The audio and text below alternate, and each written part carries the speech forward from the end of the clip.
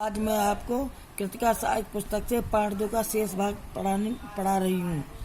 उसी जमाने में यह हादसा हुआ। इंडिया गेट के सामने वाली जॉर्ज पंचम की लाट की नाक एकाएक गायब हो गई। हथियारबंद पहरेदार अपनी जगह तैनात रहे।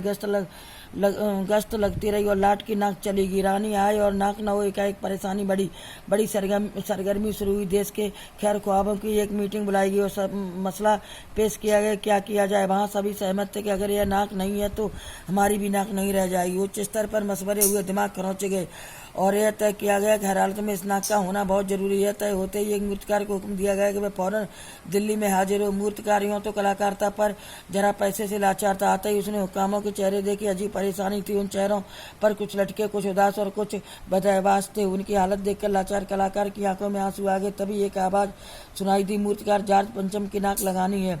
मूर्तिकार ने सुना और जवाब दिया, नाक लग जाएगी, पर मुझे यह मालूम होना चाहिए कि यह लाट कब और कहाँ बनी थी। इस लाट के लिए पत्थर कहाँ से लाया गया था।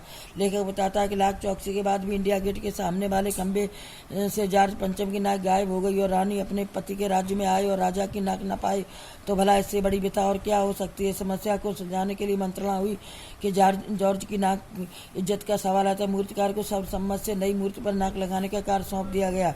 मूर्तिकार ने कहा कि नाक तो बन जाएगी, पर यह पत्थर लाना होगा। सब हुक्कामों ने एक दूसरे की तरफ ताका।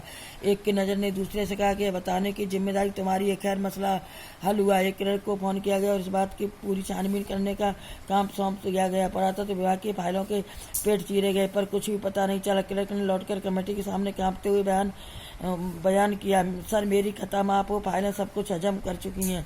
हुक्कामों के चेहरों पर उदासी के बादल छा गए। एक खास कमेटी बनाई गई और उसके जिम्मे यह काम दे दिया गया कि जैसे भी हो यह काम होना और इस नाक का दारोमदार आप पर है।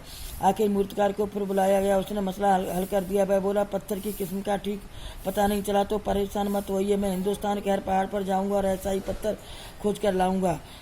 कमेटी के सदस्यों की जान में जान आई। सभापति ने चलते चलते कह रहे, उसे ऐसी क्या चीज़ है हिंदुस्तान में मिलती नहीं। हर चीज़ इस देश के घर में छिपी। जरूरत खोज करने के लिए मेहनत करनी होगी। इस मेहनत का फल हमें मिलेगा। आने वाला जमाना खुशहाल होगा। यह छोटा सा भाषण फौरन अखबारों में छप गया। सभी नेताओं ने पत्थर लाने की बात सुनकर एक दूसरे की तरफ ऐसे देखा मानो यह कार्य अपने से दूसरे पर थोप रहे हो। पर इस सवाल को हल करने का दायित्व क्लर्क को सौंपा गया। क्लर्क ने पुरातत्व विभाग की फाइलें चेक की।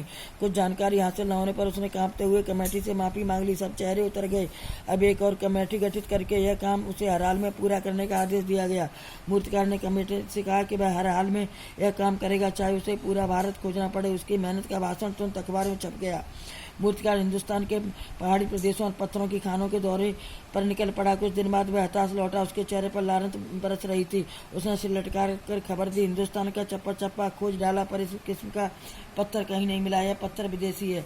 सभापति ने तहस में आकर कहा, लानत आपकी अकल पर। विदेशों की सारी चीजें हम अपना चुके हैं, दिल, दिमाग, तौर तरीके और रहन सहन। जब हिंदुस्तान में बाल डांस तक मिल जाता तो पत्थर क्यों नहीं मिल सकता। मूर्तिकार चुप खड़ा था। सहसा उसकी आंखों में चमक आ गई। उसने कहा, एक बात मैं कहना चाहूंगा, लेकिन शर्त पर कि यह बात अखबार वालों तक न पहुंचे।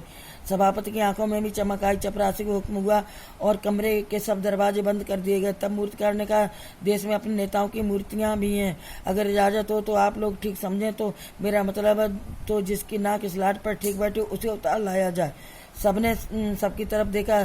सबकी आंखों में एक चड़की बदहवासी के बाद खुशी तैरने लगी। सभापति ने धीमे से कहा, लेकिन बड़ी होशियारी से, बच्चों शेष पाठ कल पढ़ाएंगे।